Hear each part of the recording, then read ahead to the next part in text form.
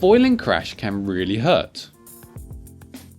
This video looks at 8 simple ways to reduce the risk of injury. To stay safe, you want to avoid falling on the foil. Unfortunately, this is a natural mistake to make.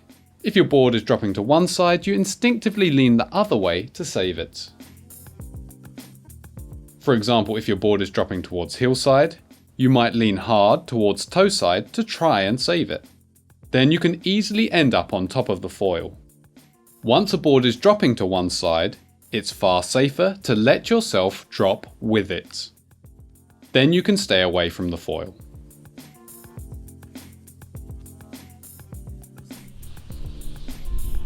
The speed you're riding dictates the severity of a crash. The faster you're foiling, the faster the foil can hit you. Also, at higher speeds, the foil's more likely to launch itself out of the water.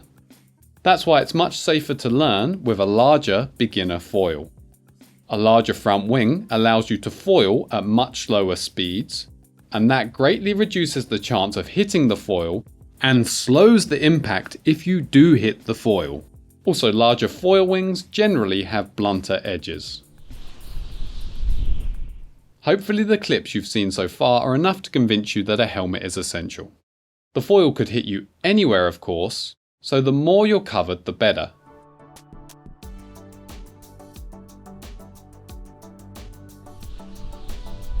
A crash is more dangerous if you weight shift to the back foot. That will help launch the foil out of the water and potentially on top of you. A crash is safer if you weight shift to the front foot. If you can send the board down to the water, that will reduce its speed. This is one of the reasons we recommend starting with very short foil flights, so you can practice getting the board to touch down on the water. The conditions you go out in play a big factor in risk.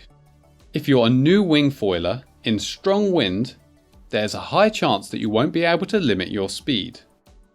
Plus, strong wind can more easily flip the foil on top of you or your wing. Very choppy water or waves also greatly increase risk. Even a small wave can take control of your foil and force you into a bad crash. Flat water greatly reduces risks while learning. Bear in mind that the less relevant experience you have, the more important lessons are. If you've never foiled and never done any wind-powered sports, you're more likely to make a serious mistake. A good instructor can correct your mistakes before you pay for them. They'll also be able to select and tune equipment specifically for you and pick the most suitable location, all of which is difficult to do until you have some experience.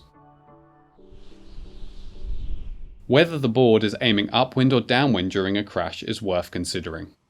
If you crash with the nose of the board heading upwind, the wind can easily lift its nose and flip the board back on top of you.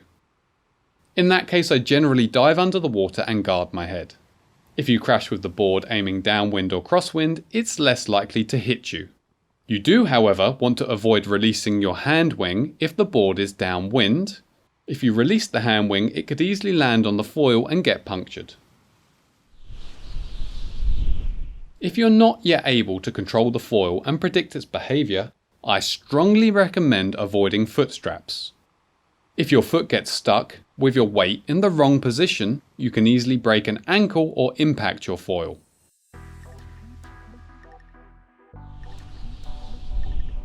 The good news is that as you build experience, the risks decrease. With experience, you'll be able to predict your board's movements. You'll be able to guide the board down by hand. You'll be able to send the board away from yourself. You'll be able to use the hand wing to get away from the foil. Of course, the faster you're foiling, the less reaction time you get, and the more skill you'll need. If you have any incidents you'd like to share, or any tips for staying safe, please add them in the comments, as I'm sure it can help someone. Thanks for watching, and I hope this video helps you stay safe while learning to wingfoil.